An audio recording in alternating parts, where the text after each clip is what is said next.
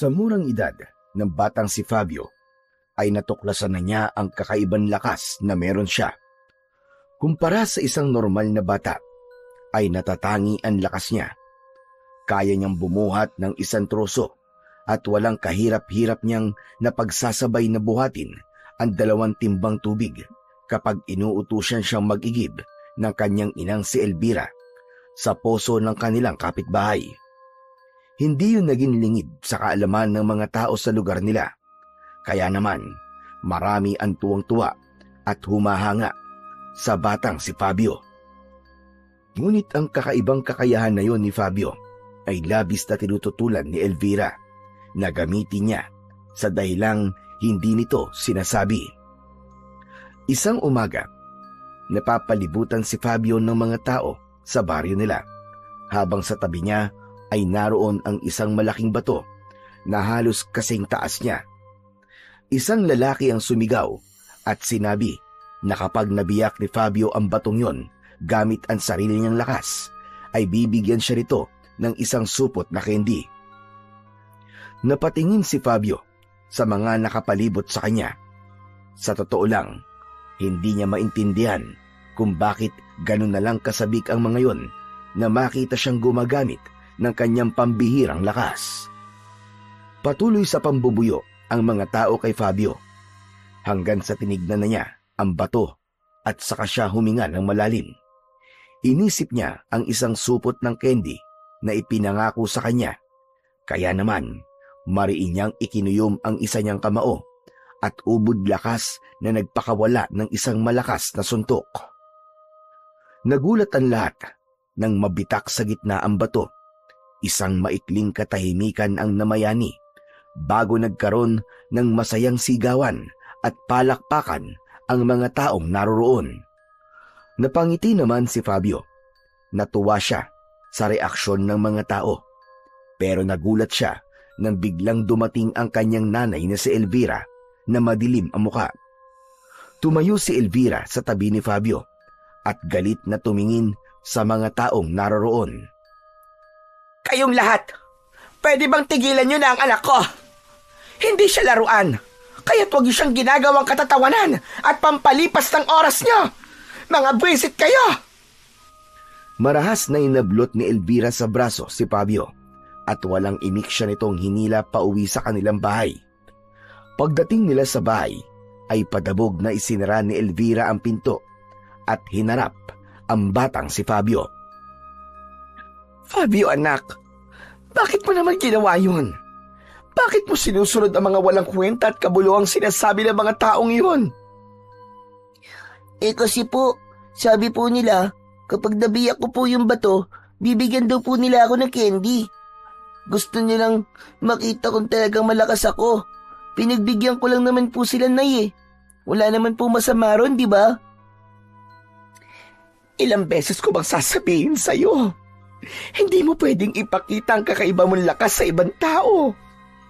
Kapag palagi mong ginagawa yan, ay darating ang panahon na kakatakutan ka ng lahat. Pero Nay, hindi naman po sila natatakot sa akin eh. Natutuwa pa nga po sila. Aliw na aliw po sila sa akin. Kasi iba po ko sa mga bata dito sa baryo. Umiling si Elvira. May lungkot na lumukob sa mga mata nito. Hindi nagtagal, lumapit ito kay Fabio at hinawakan siya sa magkabilaang balikat. Fabio, makinig ka. Bata ka pa, kaya natutuwa pa sila sa'yo. Pero pagdating ng araw, anak, hindi na sila matutuwa sa'yo. Mag-iiba na ang tingin ng lahat sa'yo. Magtataka sila, matatakot, at baka pagdudahan ka pa nila, anak. Alam mo ba kung anong iniisip ng mga tao sa isang tao may kakaibang lakas? Ano po, Nay? Iniisip nila na gumagamit ito ng kapangyarihang itim. At kapag ganun ang iniisip nila, ay magagalit at matatakot na silang lahat sa iyo, anak. Anak, kaya nakikiusap ako. Simula ngayon, pinagbabawalan na kitang gamitin ang kakaibang lakas sa kahit na anong bagay. Nagkakaintindihan ba tayo, Fabio?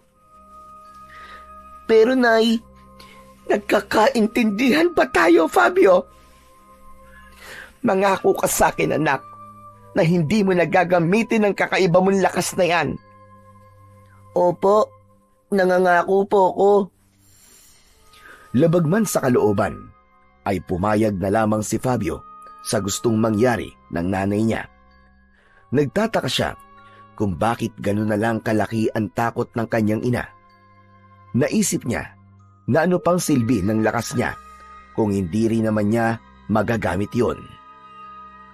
Lumaki si Fabio sa isang maliit na baryo na malapit sa paanan ng isang aktibong bulkan.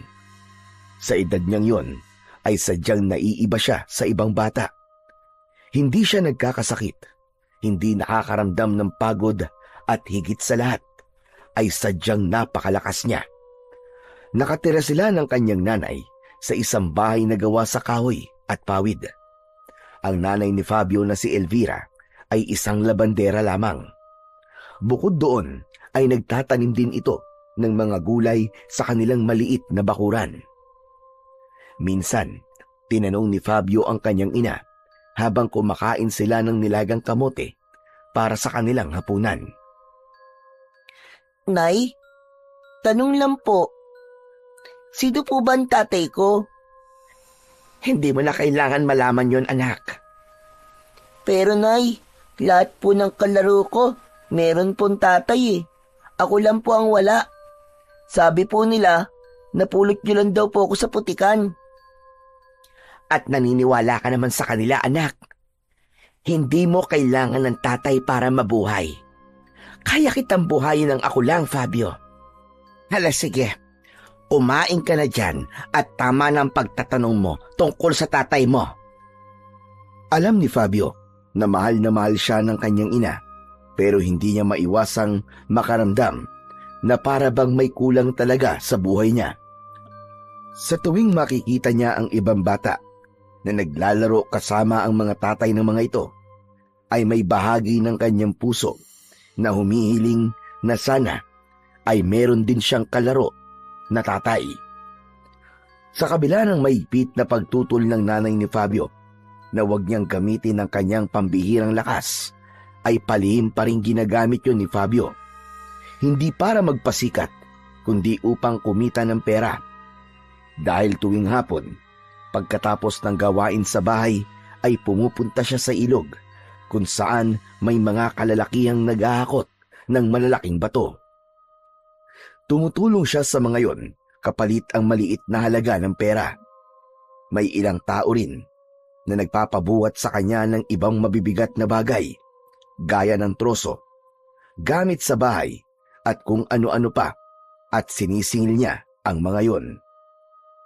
Sa bawat araw na lumilipas, unti-unting lumalaki ang naiipong pera ni Fabio. Itinatago niya yon sa isang lumang lata na nasa ilalim ng kanyang papag. Hindi siya nag-iipon para sa sarili, kundi upang makabili siya ng bagong tsinelas para sa nanay niya. Napansin niya kasi na butas na ang tsinelas ng nanay Elvira niya at sobrang luma na nun. Alam niya na may pambili naman ng tsinelas ang nanay niya, pero mas pinipili nitong huwag bumili dahil mas inuuna nito ang mga gastusin nila sa bahay gaya ng pagkain. Isang hapon, masiglang pumasok si Fabio sa bahay nila mula sa pakikipaglaro sa labas. Ngunit nawala ang saya niya nang makita niya ang kanyang ina na nakatayo sa tabi ng lamesa. Hawak nito ang lumang lata na pinag-iipunan niya ng pera. Bukas yun at nakalatag sa ibabaw ng lamesa ang mga baryang matagal na niyang iniipon. Pansin niya ang galit sa mukha ng kanyang ina. Nay, bakit niyo po binuksan ang alkansya ko? Fabio, sabihin mo, saan galing ang mga pera na ito? Nanuyo ang lalamunan ni Fabio. Alam niyang wala na siyang ligtas. Hindi niya inakalang matutuklasan ng kanyang ina ang kanyang sikreto bago pa niya ito maibili ng bagong tsinelas. Nay, nag-iipon lang po kasi ako eh. Paano ka makakapag-ipon ng pera? Wala ka pang pasok sa eskwela, kaya hindi kita binibigyan ng baon. Saan ka kumukuha ng pera, Fabio?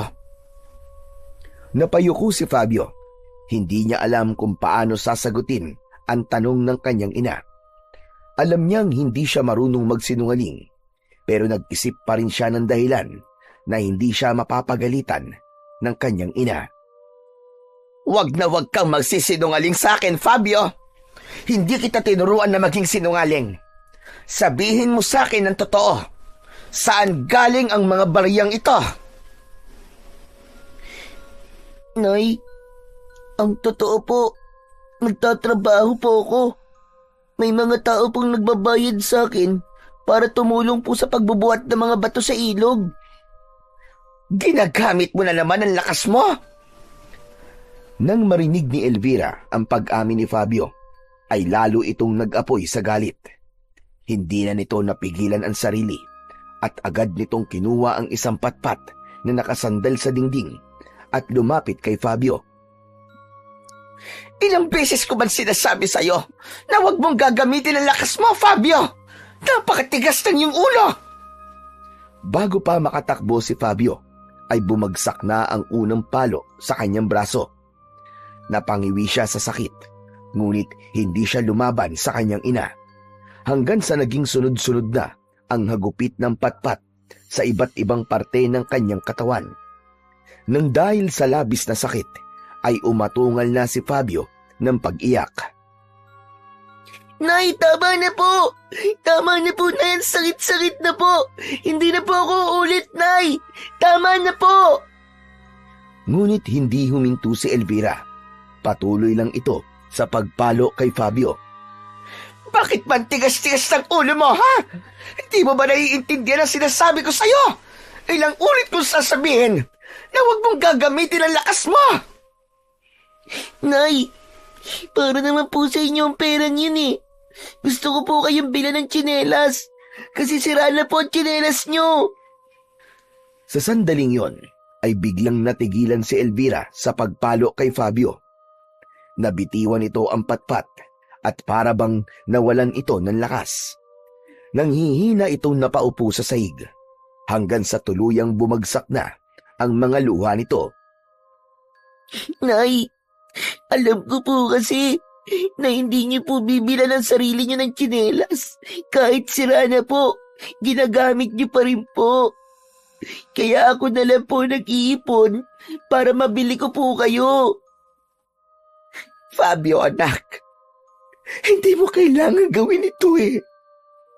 Ayokong gamitin mo ang kakaiba mong lakas dahil gusto kitang protektahan. Sana'y naiintindihan mo ko, anak. Patuloy pa rin sa pag-iyak si Fabio. Hindi pa rin niya lubos na nauunawaan kung bakit gano'n na lamang ang takot ng kanyang ina sa paggamit niya ng kakaiba niyang lakas. Simula nang mangyari yon, ay hindi na muling ginamit pa ni Fabio ang kanyang kakaibang lakas. Kahit pa may mga pagkakataong gusto niyang ipakita yon, ay mas pinili niyang pigilan ang sarili. Ayaw niyang masaktan ulit at ayaw niya nang magalit ulit ang nanay niya sa kanya. Lumipas ang mga taon. Mula sa isang batang masigla at mahilig makipaglaro, ay naging isang responsableng binata na si Fabio. 12 taon ang lumipas at wala na siyang ibang inaatupag kundi ang pagtulong sa kanyang ina. Maagang bumangon si Fabio upang tumulong sa pagtatanim ng gulay sa kanilang maliit na lupain sa likod ng bahay. Siya ang nagbubungkal ng lupa, nagdidilig ng mga tanim at nag-aalaga sa mga hayop na nagbibigay sa kanila ng kabuhayan. Ang kanyang ina naman ang nag-aayos ng aning gulay. Inilalagay nito ang mga gulay sa bilao at inihahanda para ipagbenta. Sa umaga ay naglalakad si Fabio sa kanilang baryo na bitbit ang bilao ng sariwang gulay. Kilala na siya ng mga tao roon bilang isang masipag at mabait na binata na laging may ngiti sa labi habang nag-aalok ng mga paninda niyang gulay. Isang gabi, magkasalong kumakain ng hapunan sina Fabio at Elvira. Ginisang gulay at tuyo ang kanilang ulam. Karaniwang ganoon ang kanilang hapunan, pero para kay Fabio ay ayos na ang ganoon kaysa sa wala silang makain na mag-ina. Habang kumakain ay panay ang sulyap ni Fabio sa kanyang ina dahil may nais siyang sabihin dito, ngunit kulang siya sa lakas ng loob. Hindi nagtagal ay nagsalita na siya dahil alam niya na dadalhin niya yon hanggang sa kanyang pagtulog. Nay, may gusto po sana akong sabihin sa inyo eh. Matagal ko na po kasing iniisip to. Nay, ano po kasi, gusto ko po sanang mag-aral ng kolehiyo. Kahit 2 taong kurso lang po. Kahit po vocational. Basta may mapasukan po akong trabaho balang araw. Fabio anak, alam mo namang wala pa tayong pera para sa ganyan. Ang kinikita natin sa gulay ay sakto lamang sa pang-araw-araw natin. Paano natin pagkakasyahin yon kung mag-aaral ka pa sa kolehiyo? Napayuko na lang si Fabio. Alam niyang yon ang isasagot ng kanyang ina, pero hindi pa rin siya nawalan ng pag-asa. Nay, meron po palang perya sa bayan ngayon. Nakita ko po kanina sa may palengke, yung mga tarpaulin po nila. May mga nagpapalabas daw puro na mga taong may kakaibang kakayahan. Mga malalakas, malalambot ang buto, o kaya yung mga parang hindi normal ang katawan. Naalala ko lang po, Nay. Ano po kaya kung subukan ko po magtrabaho ron? Hindi po ba nung bata po ko ay meron po akong kakaibang lakas? Baka magamit ko po yun, Nay, para kumita po ng pera at makapag-ipon para po sa pag-aaral ko. Fabio, hinding-hindi mo kailangan gawin yan. Ano sa tingin mo mangyayari kung ipapakita mo ulit sa mga tao ang kakaiba mong lakas? Papalakpakan ka? Hahangaan ka? Hindi. Gagawin lang nilang katatawanan ang sarili mo. Tatawagin kang halimaw. Napakuyom ang mga kamao ni Fabio dahil sa sinabi ng kanyang ina. Pero Nay, maganda naman po ang intensyon ko sa paggamit ko ng kakaiba kong lakas eh. Hindi naman po ako magnanakaw o mga argabyado ng ibang tao. Gusto ko lang po talagang makapag-aral, Nay. At kung ang paraan lang po para magawa ko yun ay gamitin ang lakas ko, ay bakit hindi ko po pwedeng gawin yun? Matagal mo nang hindi ginagamit ang kakaiba mong lakas, Fabio. At gusto kong habang buhay mo lang gawin yan. Hindi mo kailangan ipakita yan sa kahit na sino. Napatingin si Fabio sa kanyang ina. Nakita niya ang takot sa mga mata nito. Isang takot na hanggang sa oras na yun ay hindi niya lubos maunawaan. Para bang may nakikita itong panganib na hindi niya nakikita.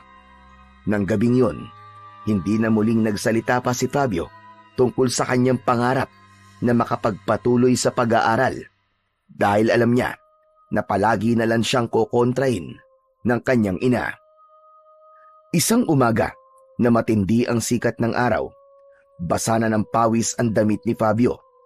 Abala sila ng kanyang nanay sa pagtatanim ng mga bagong binhi ng gulay sa kanilang taniman. Habang inaayos ni Fabio ang isang hanay ng tanim, ay nagsalita si Elvira nang hindi tumitingin sa anak. Narinig mo na ba ang balita sa kabilang baryo? Hindi pa, Nay. Bakit po? Ano po bang nangyari sa kabilang baryo? May nahuli na naman po ba ng asawa na nangangaliwa?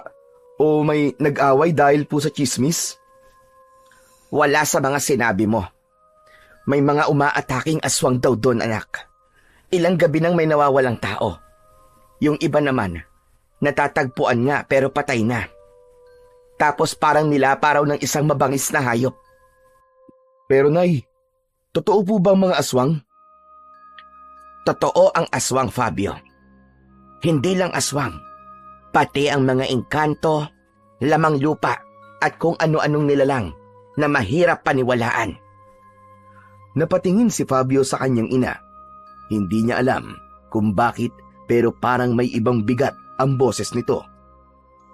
Nay, bakit po parang siguradong-sigurado po kayong totoo sila? Nakakita na po ba kayo ng mga ganong nilalang? Hindi lang mga ganong nilalang ang nakita ko, anak. Ano pa po ang nakita nyo, Nay? Huwag ka na magtanong. Basta totoo sila. Sinabi ko lang yun sa'yo para mag-ingat ka, anak. Dahil hindi malabong mapunta rin dito ang mga aswang na yon. Huwag ka na magpapagabi sa labas, ha? Ang hilig mo pa namang tumambay sa may paanan ng bulkan. Hindi na muling nagtanong pa si Fabio, pero sa loob-loob niya ay may bumangong kuryosidad. Sa paraan kasi ng pagsasalita ng nanay niya, ay tila may malaki itong kaalaman sa mga nilalang na binanggit nito. Nagpatuloy na lamang si Fabio sa pagtatanim, ngunit isang bagay ang biglang pumasok sa utak niya. Natigilan siya at napatingin sa kanyang ina. Napawisan na rin habang patuloy na nagtatanim ng binhi. Nay, ang tatay ko kaya? Kailan ko po kaya siya makikita? Napahinto si Elvira sa kanyang ginagawa, ngunit agad din itong kumilos muli at sumagot ng hindi siya tinitignan, na parabang ayaw nitong magtama ang kanilang mga mata. Huwag ka nang umasa, Fabio. 21 taon kang nabuhay nang wala siyang pakialam sa'yo. Ayos ka naman, hindi ba? Lumaki ka naman at humihinga ka pa rin hanggang ngayon. Nay, hindi naman po ibig sabihin na dahil lumaki akong wala siya, ay dapat habang buhay ko na po siyang hindi makilala. Hindi ko naman po kayo iiwan kung sakaling makilala ko po siya. Kung yun po ang inaalala nyo. Nay, gusto ko lang po talaga siyang makita. Bakit ba kasi bigla mong naisip yan, ha? Ano bang mapapala mo kung makikilala mo siya? May maitutulong ba siya sa pagpapalaki ko sa'yo? Ni anino niya, hindi mo nakita. May karapatan naman po siguro ako malaman kung sino siya o nasan siya, Nay. Kaya Nay, pakiusap naman po. Sabihin niyo po sa akin kung paano ko po siya makikita. Sabihin niyo po sa akin ang totoo, Nay. Kung gusto mo ng totoo, Fabio, sige. Eto ang katotohanan. Patay na ang tatay mo. Kaya tumigil ka na sa pangarap mong makikita mo pa siya. Napalunok si Fabio. Hindi niya alam kung ano ang kanyang mararamdaman. Maya-maya ay umiling siya habang nangingilid ang luha. Hindi po ako naniniwala. Kung patay na siya, saan po siya nakalibing? Hindi siya rito nakalibing. Nang mamatay ang tatay mo, ay kinuha ng pamilya niya ang katawan niya. At doon siya inilibing sa probinsya nila na malayo rito. Kaya ang gusto ko, simula ngayon anak, ay tumigil ka na sa ilusyon mong magkita pa kayo ng walang kwenta mong ama. Magsasalita pa sana si Fabio, pero biglang tumayo si Elvira at malalaki ang mga hakbang na naglakad ito palayo. Iniwan ito si Fabio na mag-isa sa gitna ng kanilang taniman. Sa kabila ng sinabi ng kanyang ina, tila ayaw tanggapin ng puso ni Fabio na patay na ang kanyang ama. Tila may parte ng utak niya na nagsasabi na sinabi lang yon ni Elvira para huminto na siya sa pagtatanong. Isang umaga, maagang nagising si Fabio. Agad niyang inayos ang mga gulay na ilalako niya para sa araw na yon. Matapos mag-almusal, ay sinimulan na niya ang paglalako ng mga gulay. Isang umpukan ng mga tao ang nakita niya. Lumapit siya roon upang alukin ng gulay ang mga tao.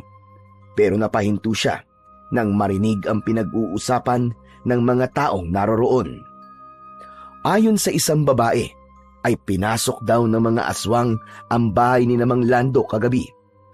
Tanging si Manlando lang daw ang nakaligtas at napatay ng mga aswang ang asawa at 2 nitong anak na parehas lalaki. Napalunok si Fabio at naramdaman niya ang panlalamig ng buo niyang katawan. Kahapon lang ay nakita pa niyang naglalakad ang asawa ni Mang Lando na si Aling Marta kasama ang 2 anak nito doon sa may simbahan. Hindi na nagpatumpik-tumpik pa si Fabio at agad siyang umuwi. Pagdating niya sa kanilang bahay, ay nadatnan niyang abala ang kanyang ina sa pagsisiga ng tuyong daon at sanga sa harapan ng kanilang bakuran. "Oh, Fabio anak, ano't bumalik ka kagad nang hindi ka yata nakakabenta? May nakalimutan ka ba?" Nay, totoo nga pong sinabi nyo na darating po ang araw na mapupunta po dito sa baryo natin ang mga aswang. Anong ibig mong sabihin, anak? Nay, narinig ko po dun po sa kwentuhan ng mga tao na pinasok daw po ng mga aswang ang bahay ni Mang Lando. Tapos, si Mang Lando lang daw po ang nabuhay. Diyos ko, mabagin langit. Nakakakilabot naman yan, anak. Kaya nga't simulat sa pool, sinasabi ko na sa iyo, Fabio, wag na wag kang lalabas tuwing gabi. Wag kang tatambay sa kung saan-saan. Dahil hindi natin alam kung sino ang susunod nilang magiging biktima. Napatingin si Fabio sa paligid. Sa kauna-unahang pagkakataon ay nakaramdam siya ng takot sa baryo kung saan siya isinilang at lumaki. Pakiramdam niya tuloy, simula sa araw na yon, ay hindi na magiging normal ang kanilang mga gabi. Natakot siya na baka sa mga susunod na gabi ay bahay naman nila ang pasukin ng mga aswang na kumitil sa buhay ng pamilya ni Mang Lando. Mula nang umatake ang mga aswang sa pamilya ni Mang Lando, ay nagsimula na ang lagim sa baryo ni na Fabio. Halos gabi-gabi ay may mga bahay na bigla na lang pinapasok ng mga aswang. Sa umaga naman ay may bangkay na nakikita na gutay-gutay ang katawan at halos wala ng dugo. Dahil sa matinding takot, nagdesisyon ang mga taga-baryo na gumawa ng iba't ibang paraan upang protektahan ang kani-kanilang mga sarili. Isa sa mga pinakakaraniwang paniniwala ay ang asin na pinaniniwala ang kinatatakutan ng mga aswang. Kaya bago dumilim ay makikita ang bawat pamilya na naghahagis ng asin sa paligid ng kani-kanilang mga bahay. At maging sa bintana at pintuan ay naglalagay ang mga ito. Nagsimula yung isang malawakang ritual na isinasagawa tuwing palubog na ang araw. Hindi rin naging kampante sina Fabio at Aling Elvira. Matapos makarinig ng usap-usapan sa bayan na ang buntot ng pagi ay mabisang pantaboy ng aswang, ay agad na bumili si Aling Elvira ng isa. Isinabit nito ang buntot ng pagi sa pintuan ng kanilang bahay, katabi ng bawang at isang lumang krus na yari sa kahoy. Kahit papano, siguro naman ay hindi na tayo papasukin ng mga halimaw na yon. Nakakatakot na talaga rito sa baryo natin, anak. Kung may ibang lugar lang sana tayo mapupuntahan, ay doon na tayo. Pero wala. Sana nga, Nay, gumana yan. Kasi kung makakapasok pa po sila rito, ay sayang naman po ang binili niyong buntot ng pagi kung wala naman palang epekto. Walang kaso ang gumastos, anak, kung buhay naman natin ang nakasalalay. Habang tinititigan ni Fabio ang buntot ng pagi na nakalaylay sa pinto, ay hindi niya maiwasang magtanong sa sarili kung hanggang kailan sila mabubuhay nang ganun na palaging nangangamba at natatakot sa tuwing sasapit ang gabi. Hindi na rin niya mabilang kung ilang gabi na siyang hindi makatulog ng maayos dahil sa tuwing ipipikit niya ang kanyang mga mata ay naiisip niya na baka may aswang sa labas ng bahay nila at kailangan niyang wag matulog para masiguro ang kaligtasan nilang mag-ina. Kinagabihan, tahimik ang buong baryo sa loob ng bahay ni na Fabio at mahimbing siyang natutulog habang nasa tabi niya ang kanyang ina. Kapwa sila pagod dahil sa maghapong pagtatanim ng mga gulay. Ngunit ang katahimikan ay biglang nagambala ng malalakas na sigawan mula sa labas.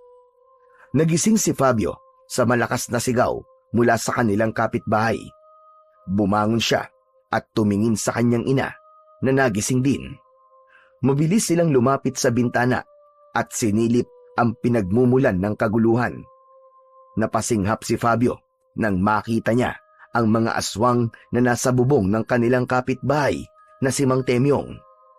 Meron ding mga aswang na nakaabang sa paligid ng bahay. Hindi na nag-isip si Fabio at lumayo na siya mula sa pagkakasilip sa bintana. Nagtungo siya sa kusina at kinuha ang bagong hasang itak. Malalaki ang mga akbang na tinungo niya ang pinto.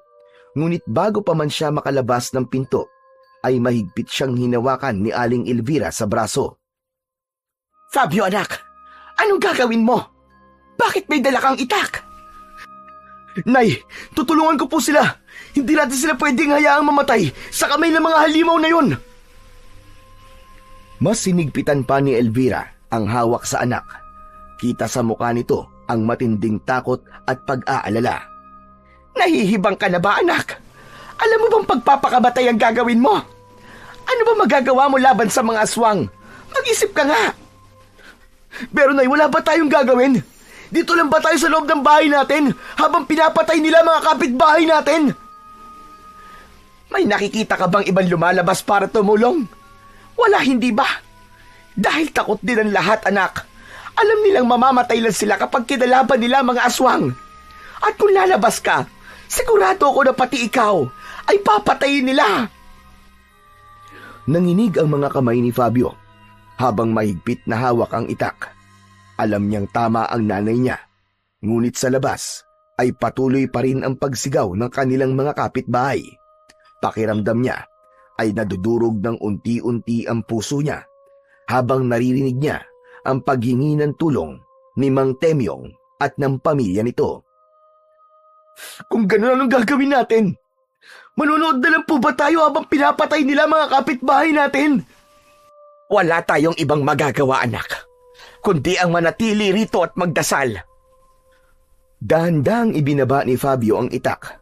Pakiramdam niya ay hindi kaya ng konsensya niya na hindi tulungan si Mang Temyong, lalo na't napakabait ng pamilya nito sa kanila.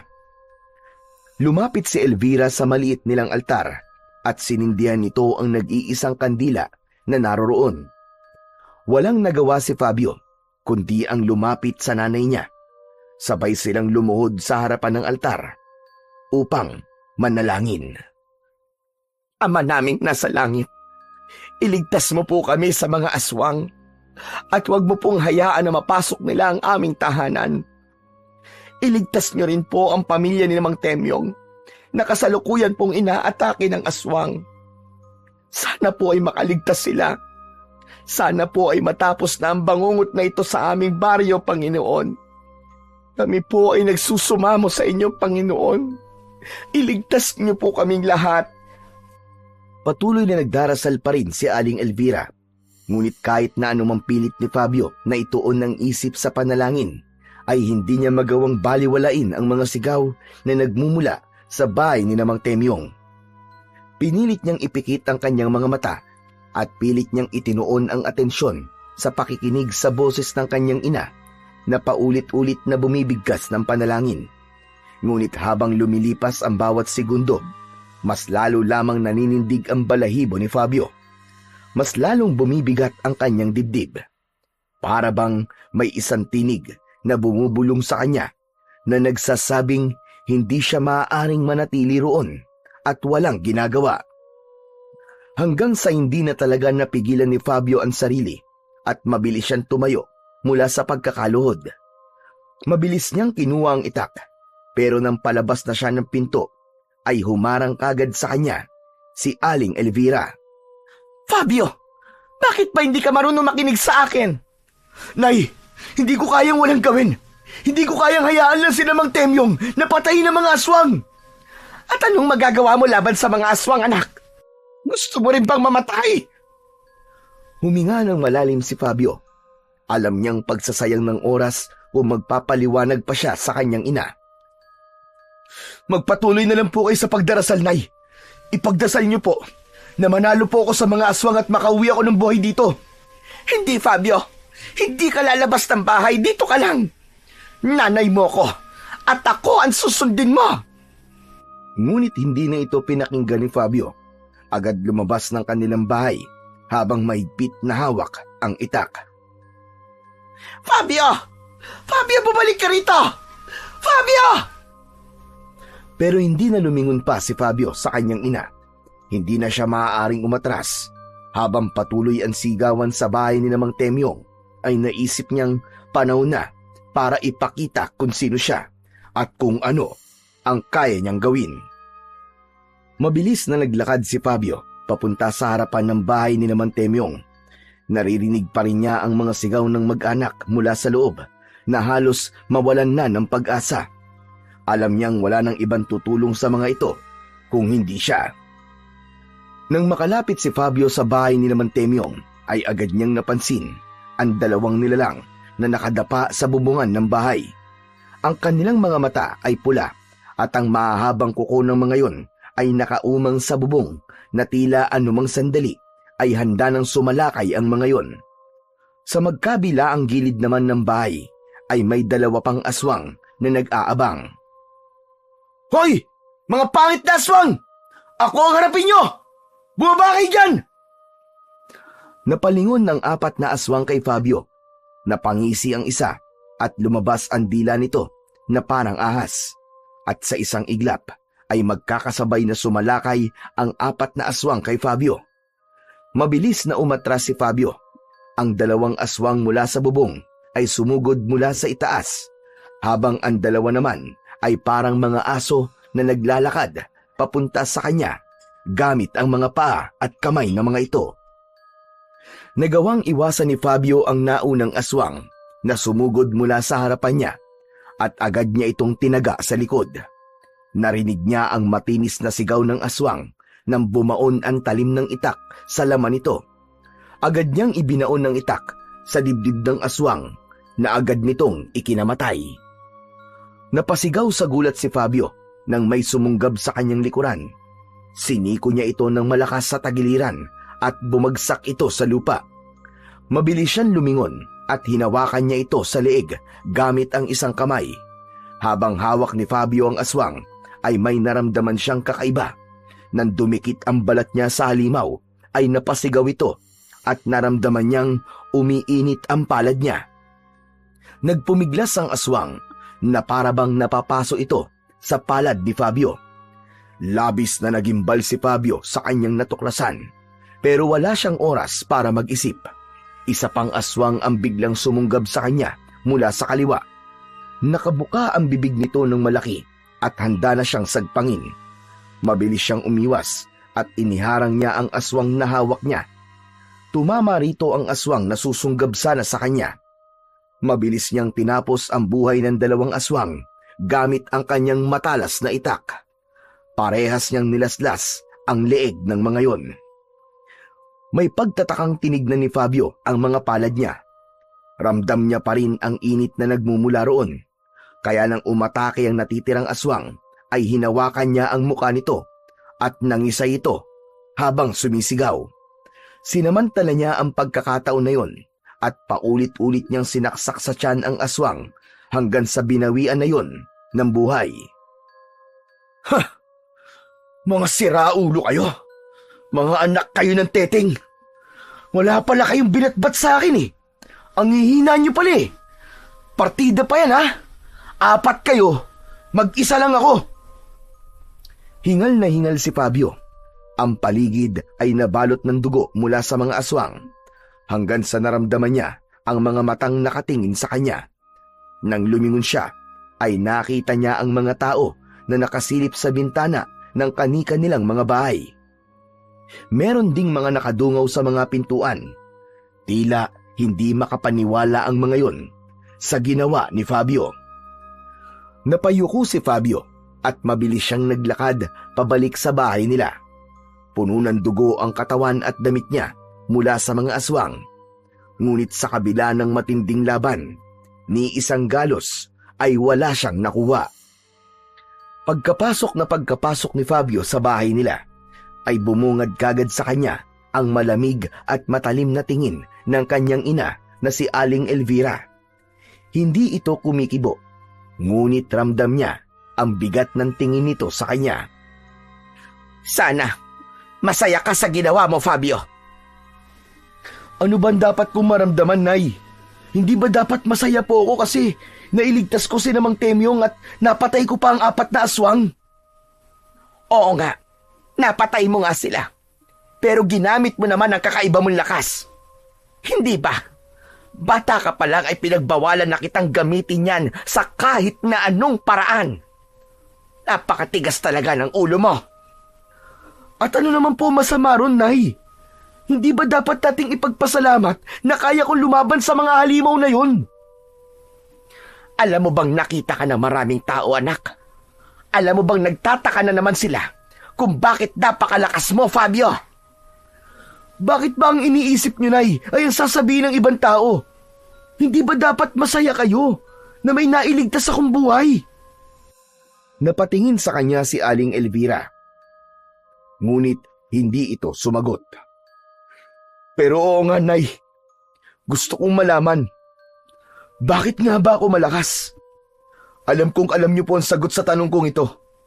Bata pa lang po ako ay ganito na ako. Hindi niyo man lang sinubukang ipaliwanag sa akin kung bakit ako kakaiba.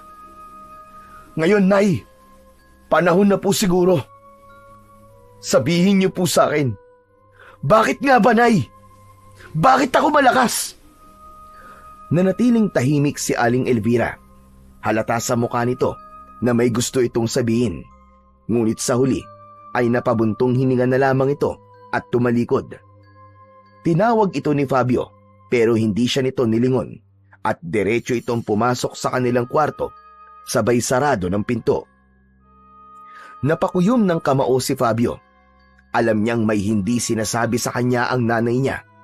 Ramdam niyang alam nito kung bakit bata pa lang siya ay taglay na niya ang kakaibang lakas na yon. Kinaumagahan sa almusal ay walang imikan sina Fabio at Aling Elvira. Palihim na sinusulyapan ni Fabio ang kanyang ina at nakita niyang nakayuko ito at tila walang balak na makipag-usap. Napabuntong hininga siya.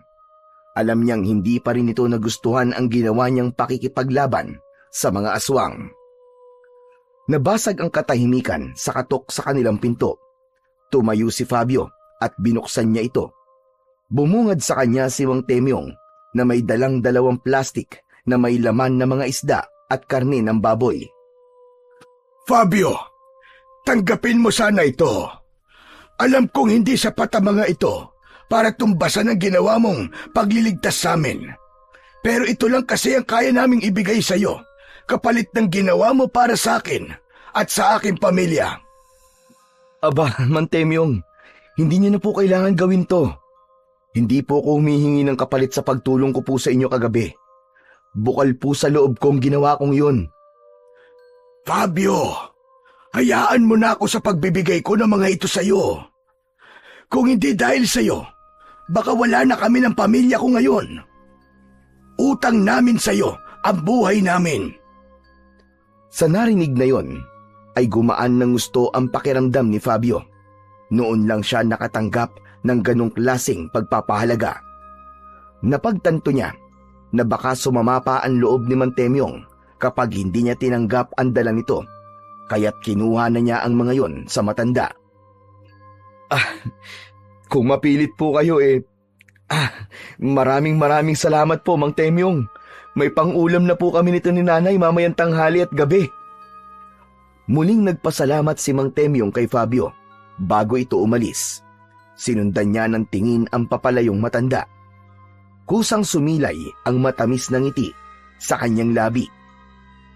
Hindi nagtagal ay bumalik na si Fabio sa pagkainan para ituloy ang pag-aalmusal. Napansin niya na tahimik pa rin ang kanyang ina. Hindi man lang ito tumitingin sa kanya, pero ipinagdasal niya na sana ay magbago na ang damdamin ng nanay niya sa paggamit niya ng kakaiba niyang kakayahan matapos nitong marinig ang mga sinabi ni Mang Temyong sa kanya kanina. Sa mga sumunod na gabi ay patuloy na lumaban si Fabio sa mga aswang na sumasalakay sa kanilang baryo. Nilabanan niya at pinatay ang mga aswang na umaatake sa kanilang baryo at sa mga tao. Hindi na siya pinigilan pa ni Aling Elvira, ngunit ramdam niyang hindi pa rin ito sang-ayon sa ginagawa niya. Sa bawat laban na kinakaharap niya, lalong lumalakas ang loob ni Fabio at mas lalo pa siyang lumalakas. Dahil sa kabayanihan ni Fabio ay hinangaan siya ng mga tao. Halos araw-araw ay may nag-aabot sa kanila ng pagkain, pera at iba't ibang bagay bilang pasasalamat. Palagi rin niyang naririnig ang mga papuri tungkol sa kanyang katapangan. Kalaunan, kinilala ng kanilang kapitan ang kanyang ginagawa at pinarangalan pa siya sa harap ng buong baryo. Bukod sa pera na ibinigay sa kanya ng kapitan nila, ay kinausap din siya nito upang pangunahan niya ang pagsasanay sa ilang kalalakihang nais din lumaban sa mga aswang. Isang gabi na kumakain ng hapunan sina Fabio at Aling Elvira. Sa mga nakalipas na araw ay nasanay na si Fabio sa hindi pagpansin at pag-imik ng nanay niya sa kanya. Ngunit sa gabing yon ay labis siyang nagulat nang bigla siyang kinausap ng kanyang ina. Fabio anak, ang totoo, natutuwa ako sa mga papuring natatanggap mo mula sa ating mga kababaryo. Ang daming nagsasabi sa akin na ang swerte ko kasi ikaw ang anak ko. Bilang nanay mo, gusto kong malaman mo anak na sobra kitang ipinagmamalaki. Napahinto si Fabio sa pagsubo ng pagkain at napatingin ito kay Aling Elvira. Nagulat siya dahil hindi niya inasahan ang mga salitang yon mula rito. Isang mainit na pakiramdam ang bumalot sa kanya at unti-unting gumuhit ang isang ngiti sa kanyang labi. Nay, salamat po. Hindi niyo po alam, Nay, kung gaano po ako kasaya na malaman po na proud po pala kayo sa akin. Ang akala ko po kasi ay wala lang po sa inyo ang mga ginagawa ko para sa baryo natin. Hindi na ako tututol sa pakikipaglaban mo sa mga aswang anak. Nakita ko kasi na kailangan ng baryo natin ang kagaya mo.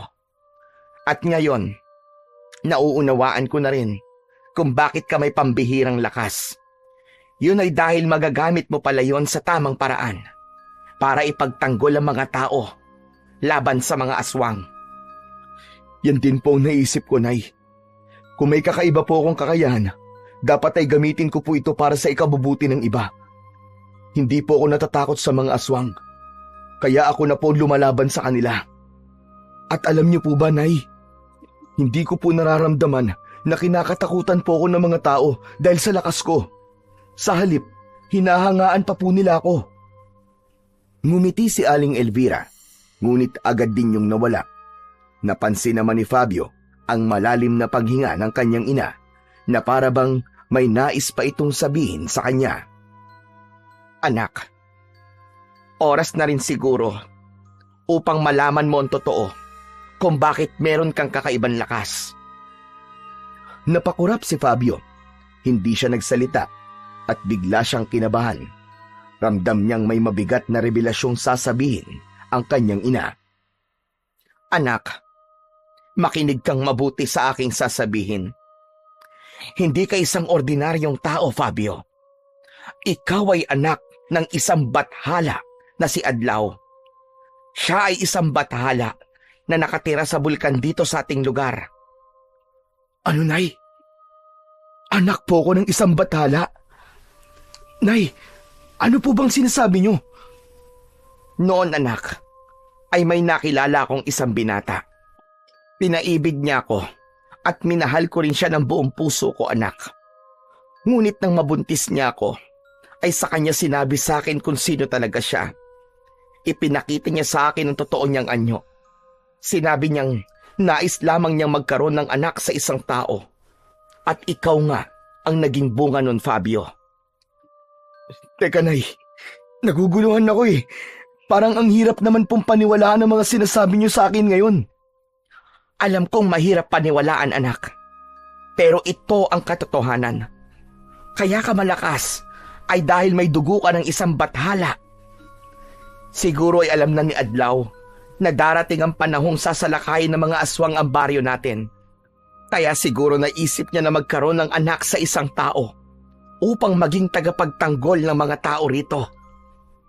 Tuluyan nang hindi nakapagsalita si Fabio sa revelasyon ng kanyang ina. Kahit mahirap paniwalaan ang mga sinabi ng kanyang ina, ay ramdam niya na nagsasabi ito ng totoo. May sayang sumibol sa puso niya dahil sa wakas ay nagkaroon na ng kasagutan ang matagal niya ng tanong kung sino ang tatay niya at bakit siya may pambihirang lakas. Bago matulog sa gabing yon, ay lumapit si Fabio sa nakabukas na bintana ng bahay nila.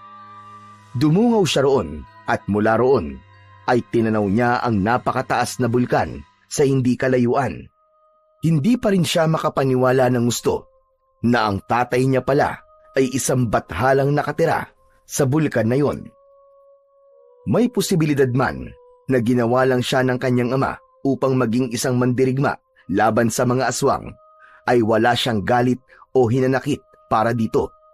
Bagkus, nauunawaan na niya ang lahat matapos ang naging pag-uusap nila ng kanyang ina. Napabuntong hininga si Fabio, saka pabulong na nagsalita habang nakatanaw sa bulkan. Hindi kita personal na nakilala, Ama. Pero salamat po sa buhay at lakas na ibinigay niyo po sa akin. Huwag po kayo mag-alala, kasi ginagamit ko po ang ibinigay niyo sa akin para ipagtanggol ang mga tao dito sa baryo namin. Kaya sana ay masaya ka po sa ginagawa ko. Isang mainit na hangin ang naramdaman ni Fabio sa kanyang muka na para bang sinagot ni Adlaw ang kanyang sinabi. Fabio anak, matulog ka na. Mukhang wala namang aswang nasasalakay ngayong gabi. Hindi nagsalita si Fabio. Umalis siya sa pagkakadungaw sa bintana at sinarado na yon. Nagtungo na siya sa papag at humiga na siya upang matulog. Simula nang matuklasan ni Fabio ang kanyang tunay na pinagmulan, ay unti-unting nagbago ang tingin niya sa kanyang sarili.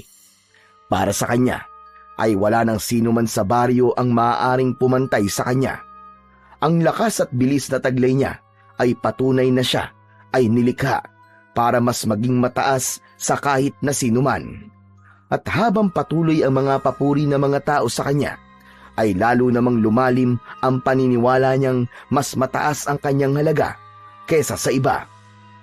Sa pagsisimula ni Fabio ng pagsasanay sa mga kalalakihang nais dumaban din sa mga aswang, ay napansin niya na ang lahat ng mga lalaki ay mahihina. Kaya naman, palaging mainit ang ulo ni Fabio sa mga ito at madalas ay nakakapagbitaw siya ng masasakit na salita.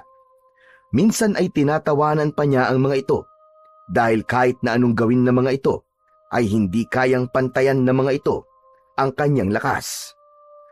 Isang tanghali, sa malawak na bakanting lote sa likod ng barangay hall, ay isinasagawa ni Fabio ang matinding pagsasanay sa mga kalalakian sa pakikipaglaban sa mga aswang.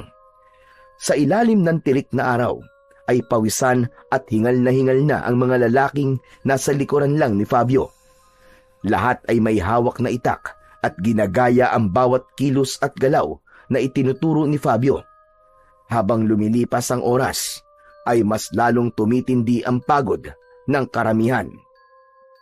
Nang nilingon ni Fabio ang mga nagsasanay, ay napakunot ang noo niya nang mapansin niya si Mang Temyong na habol ng paghinga at parang mawawalan na ng ulirat. Nanginginig ang mga kamay ng matanda at tila anumang sandali ay bibigay na ang tuhod. Napailing si Fabio. Pinatigil niya ang pagsasanay at lumapit sa matanda. Mang Temyong, mukhang pagod ka na. Bakit ka pa nandito? Hindi niyo na po yata kaya ang ganitong klaseng pagsasanay. Ang mabuti pa po ay umuwi na lang po kayo sa bahay niyo at magtanim na lang ng kamote. Pasensya ka na, Fabio.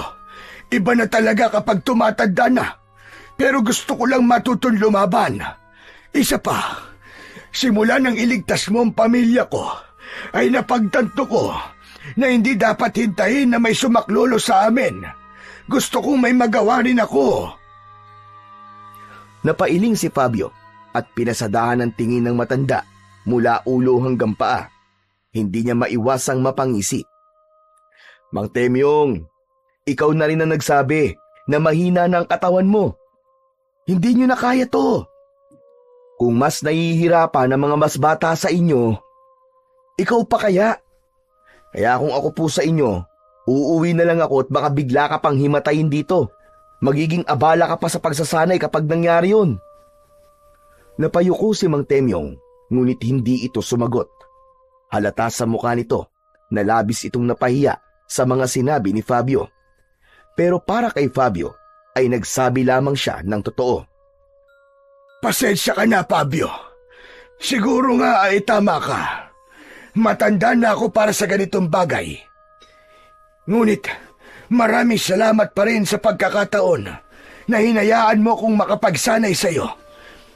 Sige, uuwi na ako sa bahay ko upang hindi na ako maging pabigat dito.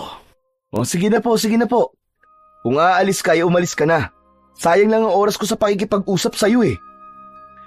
Bagsak ang balikat na naglakad palayo si Mang Temyong, dala ang itak nito.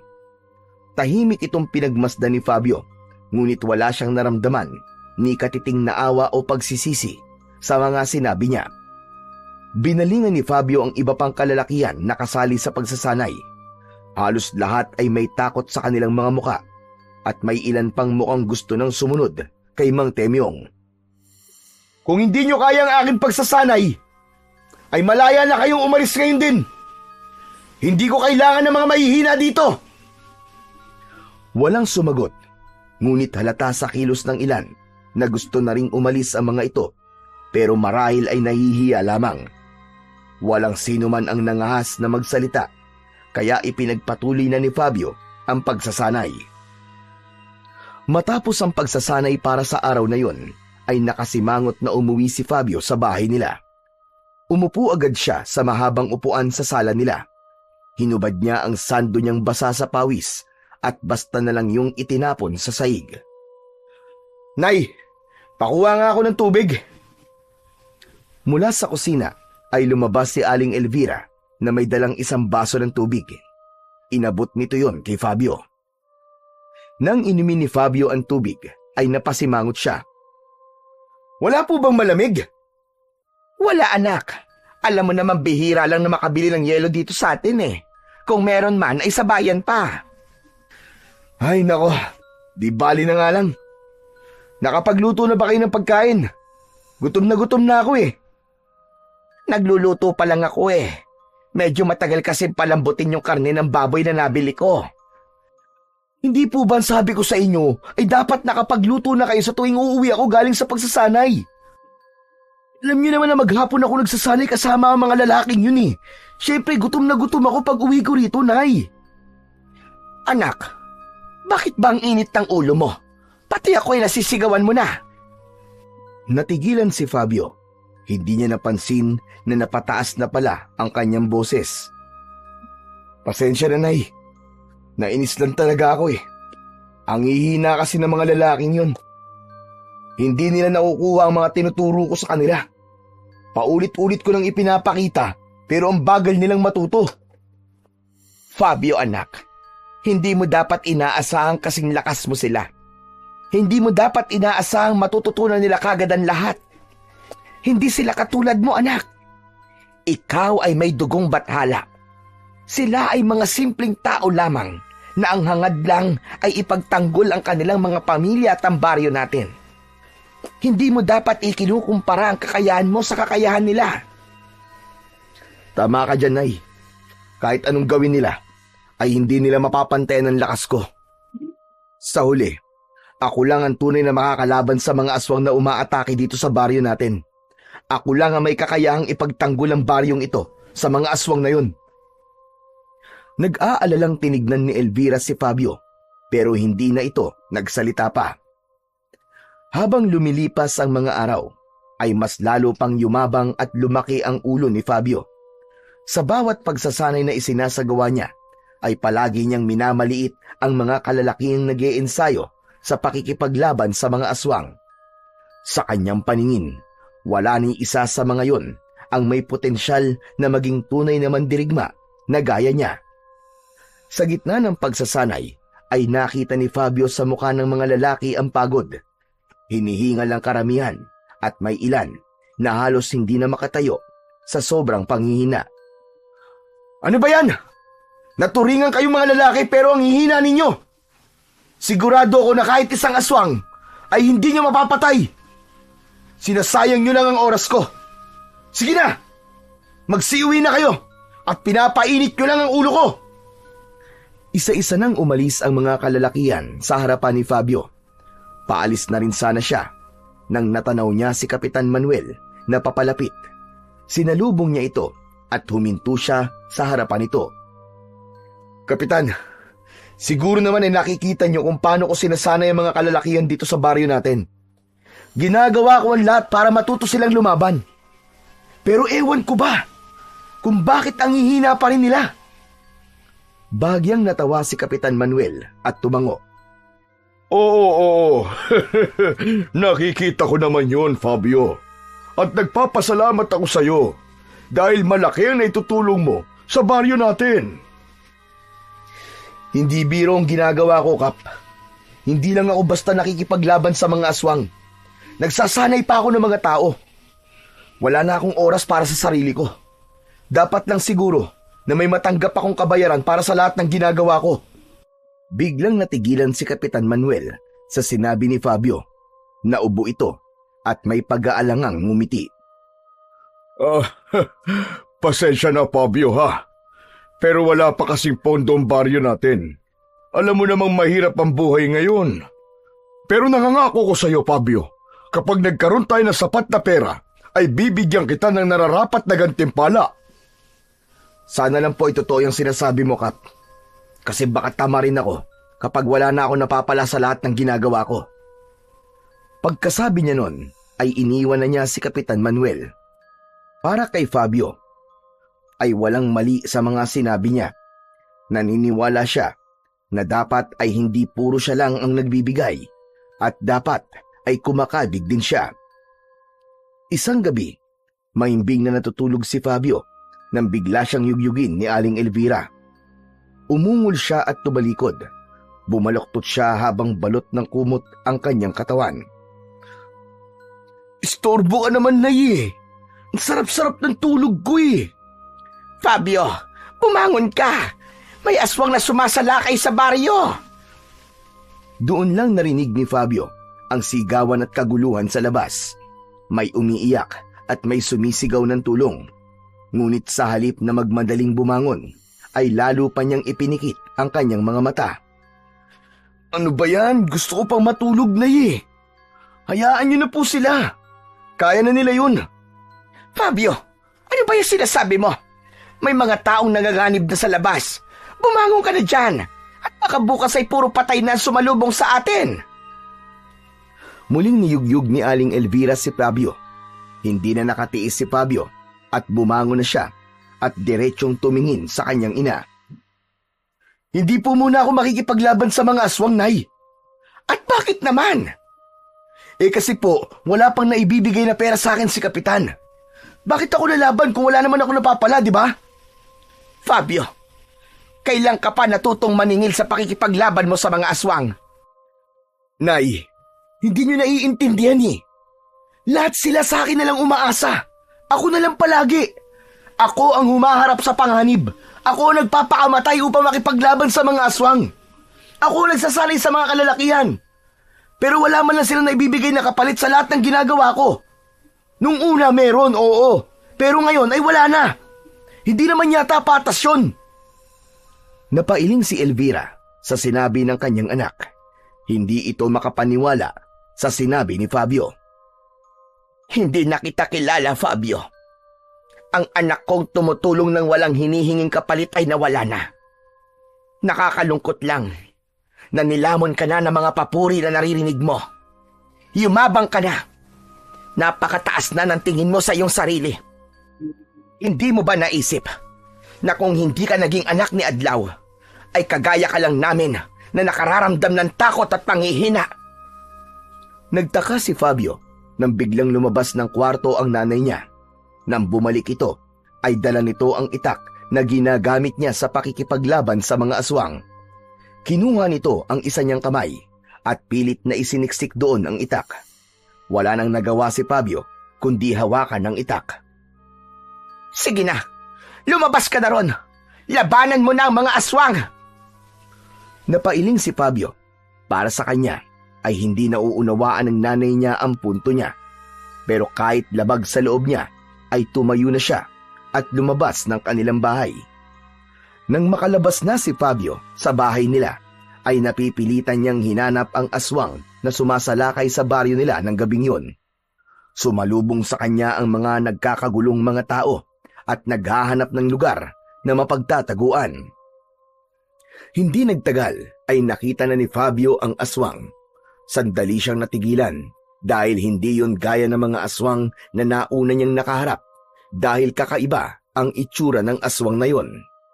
Matangkad yun at halos doble ang taas sa isang pangkaraniwang tao. Ang payat nitong katawan ay parang butot balat lang, ngunit mahaba ang braso at binti nito.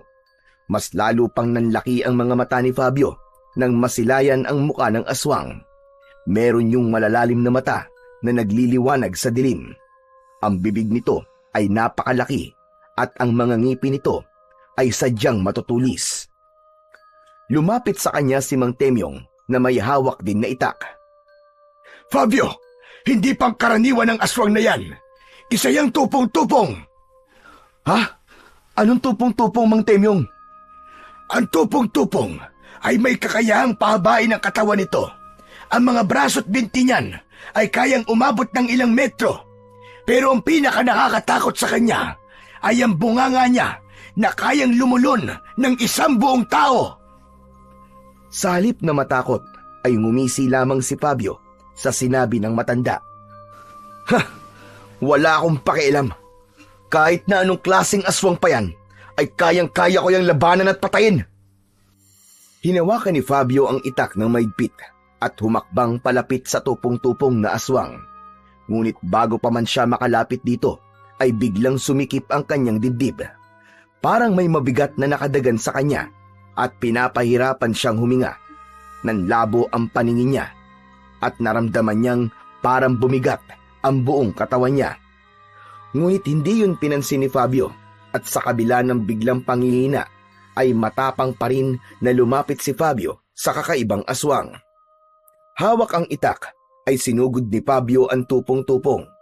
Tatagain niya sana ang leeg nito pero biglang humaba ang leeg ng aswang at parang goma yung kumabig pakaliwa kaya sa hangin tumama ang talim ng itak ni Fabio. Muli siyang umatake at pinuntirya niya ang binti nito. Ngunit humaba lang din yun at pumaling sa kaliwa kaya hindi niya ito muling tinamaan. Anak nang, pinagli ka ba sa gomang aswang ka, ha? Parang naglalaro lang ang tupong-tupong. Patuloy nitong iniiwasan ang bawat atake ni Fabio. Hindi nagtagal ay mas lalong naramdaman ni Fabio ang pangihina ng kanyang katawan. Pakiramdam niya ay bumigat ang kanyang mga paa. Dati-rati ay nagagawa niyang kumilos ng mas mabilis. Ngunit ng sandaling yun ay tila ordinaryong tao na lamang siya. Napansin niyang mabilis siyang hinihingal at ang pag-atake niya ay hindi na kasing lakas tulad ng dati. Maya-maya ay ilang kalalakihan ang sumugod sa tupong-tupong upang tumulong kay Fabio. Isa sa mga lalaki ang hinawakan ng tupong-tupong sa muka at nakita ni Fabio ang isang nakapangingilabot na tagpo. Biglang namutla ang lalaking hinawakan ng aswang. Mabilis na natuyo ang katawan nito. Hindi nagtagal ay bumagsak ang walang buhay na katawan ng lalaki sa lupa. Ang itsura nun ay parang isang matandang butot balat. Hinilabutan si Fabio nang mapagtanto niya na may kakayahang manghigop ng lakas ang tupong-tupong. Napaatras si Fabio. Nakita niyang may dalawa pang lalaki na hinawakan ng tupong-tupong sa muka. At gaya na nangyari sa unang lalaki, ay tuyot na tuyot din na bumagsak ang katawan ng dalawa sa lupa. Sa unang pagkakataon, ay nakaramdam ng tunay na takot si Fabio. Napagtanto niya na hindi yon katulad ng ibang laban na kanyang hinarap noon. Huminga siya ng malalim at pilit na pinigilan ang pangangatog ng kanyang mga kamay. Kinumbinsi niya ang kanyang sarili na lumaban, pero natalo na siya ng kanyang takot, kaya walang pagdadalawang isip na tumakbo siya palayo sa tupong-tupong. Mabilis na nagtago si Fabio sa mga nakatambak na lumang gamit sa likod ng kanilang bahay. Nangihina siyang napaupo sa lupa at yumuko. Bakit ganun? Ano nangyayari sa akin? Bakit bigla ako naging mahina? Nakabibingi ang sigaw ng mga tao sa baryo ng sandaling yon. Alam ni Fabio na kailangan niyang harapin ang tupong-tupong, pero alam niya rin na sa kalagayan niya ay hindi siya mananalo sa kalaban. Kaya naman, tinakpan niya ang tenga niya gamit ang mga kamay upang kahit paano ay hindi niya marinig ang kaguluhan na bumabalot sa baryo nila ng gabing yon. Hindi alam ni Fabio kung gaano siya katagal na nakatago sa likod ng kanilang bahay. Nakayuko lang siya roon habang nanginginig pa rin sa labis na takot at pagtataka. Napapitlag siya nang biglang may humawak sa kanyang balikat. Nang umangat ang mukha niya, ay natigilan siya nang makita niya ang kanyang nanay. Nay, yung aswang, wala na ba siya? Wala na, anak. Ibig sabihin, may nakapatay po sa kanya? Ang ibig kong sabihin ay umalis na, pero marami siyang napatay. Muling yumuko si Fabio. Paulit-ulit na naglaro sa loob ng utak niya ang mga sigaw ng mga tao kanina. Tumayo ka na dyan. Pumasok na tayo sa bahay natin. Marahan siyang inilalayan ng kanyang ina sa pagtayo at pumasok na sila sa kanilang bahay. Agad siyang binigyan ni Aling Elvira ng isang baso ng tubig na agad naman niyang ininom. Matanong lang kita, anak. Kaya ka ba tumakbo sa laban kanina? Ay dahil wala pang binibigay na pera si Kapitan Manuel? Hindi po, Nay. Ang totoo po niyan umatras po ako. Dahil pakiramdam ko po ay hindi na po ako malakas.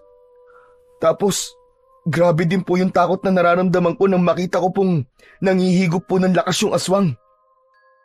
Nay, paano po kung nawala na pala ang lakas ko? Hindi maaaring mangyari yan, Fabio. Anak ka ng isang bathala. Hindi basta-basta mawawala ang lakas mo. Pero paano niyo po may papaliwanag yung nangyayari po sa akin ngayon? Baka kailangan mo lang na magpahinga, anak. Tandaan mo, may dugo ka pa ring tao. Normal lang na mapagod ka at normal lang din na makaramdam ka ng takot. Sige na, anak. Magpahinga ka na. Bukas paggising mo, sigurado ko na malakas ka na ulit. Hindi nakaimik si Fabio sa sinabi ng kanyang nanay.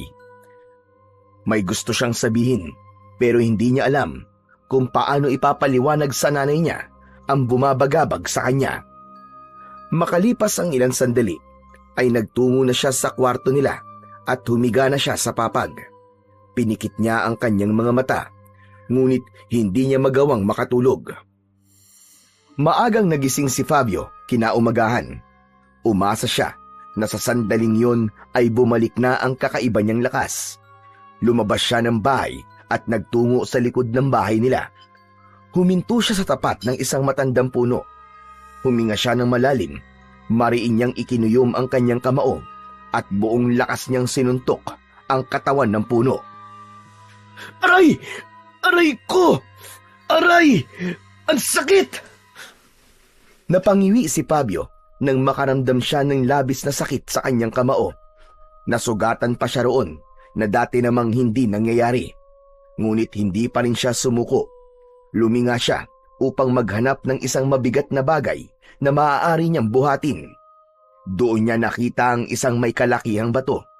Isa yun sa bagay na dati niyang binubuhat nang walang kahirap-hirap. Lumapit si Fabio sa malaking bato at sinubukan niya yung iangat sa lupa. Pero kahit kaunti ay hindi niya nagawang iangat ang bato, ni hindi nga yun gumalaw. Pero pinilit pa rin niya yung buhatin, pero pinagpawisan na lang siya ay hindi pa rin siya nagtagumpay. Hanggang sa narinig niya ang boses ng kanyang ina sa likuran niya. Fabio, ano bang ginagawa mo riyan? Binitiwan ni Fabio ang bato at marahang lumingon kay Aling Elvira. Hindi agad nakasagot si Fabio sa tanong ng nanay niya. Tinignan niya ang mga kamay niya at naluluwa siyang tumingin kay Aling Elvira.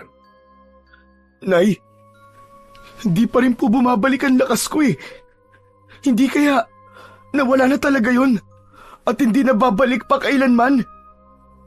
Hindi nagsalita si Aling Elvira at ramdam ni Fabio na maging ito ay hindi alam kung bakit nangyari yon sa kanya. Lumapit ito at mahigpit siyang niyakap. Ngunit sa kabila ng yakap na yon ng kanyang ina, ay hindi nabawasan ang kanyang pangamba dahil sa biglaang pagkawala ng kakaiba niyang lakas. Lumipas pa ang mga araw at mas lalo pang tumindi ang pangamba ni Fabio. Alam niya na sa pagkawala ng kanyang pambihirang lakas ay hindi na siya ang dating mandirigmang kinakatakutan ng mga aswang. Sa kabila ng paulit-ulit niyang pagsubok na ibalik ang dating lakas, ay wala pa ring nagbago. Hindi na niya kayang lumaban tulad noon. Ang dating kumpiyansa niya sa sarili ay napalitan ng matinding panghihina ng loob. Sa tuwing umaatake ang tupong-tupong, ay hindi na lumalabas ng bahay si Fabio. Nakatago lang siya habang naririnig ang sigawan ng mga tao sa labas. At dahil wala nang nagtatanggol sa baryo, ay napilitan ang mga tao na maghanap ng ibang paraan upang makaligtas mula sa aswang na tupong-tupong. Sa tuwing sasapit ang gabi, ay sama-sama silang nagtutungo sa isang malaking kuweba sa paanan ng bundok. Doon sila nagtatago hanggang sa sumikat ang araw. Hindi man naririnig ni Fabio ng direkta, ay ramdam niya ang pangungutya ng ilan sa kanya. Dahil isa na lang siyang ordinaryong tao, ay nawala na ang paghanga ng mga tao sa kanya. Isang gabi, gaya ng nakasanayan ng mga tao sa baryo ni na Fabio, ay nagtungo na ang mga ito sa malaking kuweba na malapit sa paanan ng bundok. Bago pa man umatake ang tupong-tupong sa baryo nila. Habang ang lahat ng tao sa kuweba ay natutulog, ay gising na gising pa rin si Fabio. Iniisip pa rin niya ang dahilan ng biglaang pagkawala ng kakaiba niyang lakas. Hanggang sa naisipan niyang lumabas ng kuweba. Tumayo siya mula sa pagkakaupo at sa paglabas niya ng kuweba, ang bulkan ang una niyang nakita. Habang nakatingin si Fabio sa bulkan, ay isang ideya ang pumasok sa isip niya. Kung may makakasagot kung bakit nawala ang lakas ko, yun ay walang iba kundi ang nagbigay nito sa akin. Hindi na nagdalawang isip pa si Fabio at mabilis siyang naglakad palayo sa kuweba. Pumasok siya sa masukal na kagubatan. Hindi nagtagal ay narating na niya ang paanan ng bulkan. Tumingala siya sa napakataas na bulkan at malakas siyang sumigaw.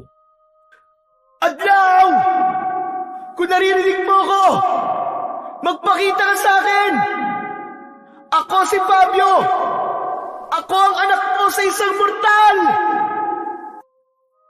Walang nakuwang sagot si Fabio. Ang tanging narinig lang niya ay ang huni ng mga kuliglig at panggabing ibon sa paligid. Ama! Parang awa mo na! Kailangan kitang makausap! Ngunit nanatiling tahimik ang buong paligid. Napapikit siya ng mariin at napapailing. Natawa siya ng bahagya nang ibukas niyang muli ang kanyang mga mata. Pambihira. Bakit ko ba iniisip na kakausapin ako ng tatay ko? Isa siyang bathala. Malamang hindi yun makikipag-usap sa kagaya ko na may dugo na isang tao. Nagsasayang lang ako ng oras dito. Tatalikod na sana si Fabio para umalis nang biglang may lumitaw na isang napakalaking bolang apoy sa harap niya. Gulat siyang napaatras habang ang mga mata niya ay nanlalaki. Ang bolang apoy ay unti-unting nagbago ng hugis hanggang sa mula roon ay lumabas ang isang matangkad na lalaki na may matipunong pangangatawan at kayumangging balat. Nakasuot yun ng ginintoang kasuotan. Meron yung korona na ginto na ang disenyo ay parang sinag ng araw. Ang mga mata nito ay nagliliyab na para bang mga bolang apoy. Ang presensya nito ay nagbigay ng init sa buong paligid. Teka, ikaw ba ang aking ama na si Adlaw? Ako nga ang iyong ama. Ano ang iyong pakay? At nais mo kong makausap? Hindi agad nakapagsalita si Fabio. Nanatili siyang nakatitig sa nilalang sa kanyang harapan. Hindi siya makapaniwala. Nakaharap na niya ngayon ang kanyang ama na isang bathala. Napangisi si Adlaw habang nakatitig sa kanya. Tititigan mo na lang ba ako? O sasabihin mo na sa akin ang gusto mong sabihin? Patawad, Ama. Hindi lang po ako makapaniwala na nakita na rin po kita sa wakas. Tumango si Adlaw at hinintay na muling magsalita si Fabio. Ama, kailangan ko po ang kapangyarihan ko. Bakit bigla na lang po itong nawala? Paano ko pa po may pagtatanggol ang mga tao sa baryo namin kung mahina ako? Gusto kong malaman kung anong dahilan, kung bakit po yun nawala, at paano ko po yun maibabalik. Kailangan mo ba talaga yun para maging tagapagtanggol o para makapagyabang? Napatda si Fabio. Parang binuhusan siya ng malamig na tubig sa sinabing yon ni Adlaw. Hindi ko po alam ang sinasabi niyo, Ama. Hindi mo ko malilinlang, Fabio. Mula nung isinilang ka, ay pinapanood ko na ang bawat galaw mo. Sa una, tuwang-tuwa ako. Isa kang batang punong-puno ng sigla at punong-puno ng pangarap. Masaya ko nung una na natuklasan mo na ang tunay na dahilan kung bakit ka merong kapangyarihan. Ngunit nang makita kong hinayaan mong lamunin ka ng pagiging kakaiba mo, ay labis akong nalungkot.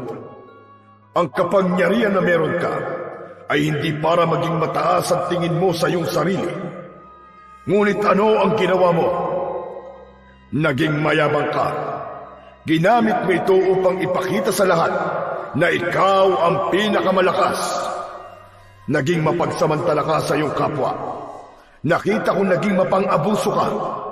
Nakita kong naging hambog ka.